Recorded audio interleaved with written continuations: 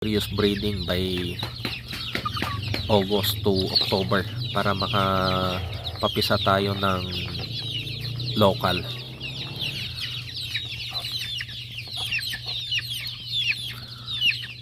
So medyo na-stop tayo ng pagbe-breed ng mga manok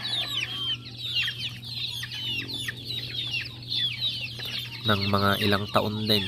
So yung mga materials natin dito ay yung mga natira lang. Marami tayong mga manok noon pero napabayaan. Kaya ito, kokonti lang sila. So yung mga materials po natin dito ay galing kay Colonel Ranyon. So binigyan niya po ako noon ng Boston Gray.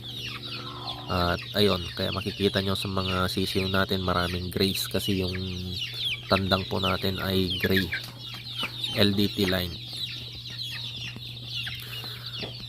And hopefully maparami po natin yung line na yon kasi yun yung magiging start up natin. So gaya nga ng sabi nila, start with what you have, although you have to choose as well yung mga medyo magagandang manok din. Though these are not yet the best, pero as time will pass, hopefully mai-improve natin sila. So this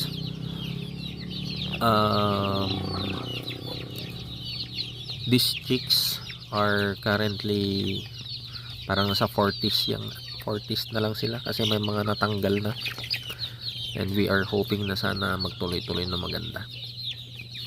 So yun lamang po yung ating update. So yan yung mga first batch natin, medyo malaki na sila.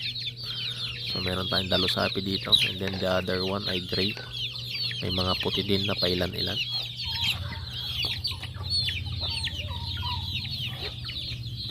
So yun lamang po, maraming salamat.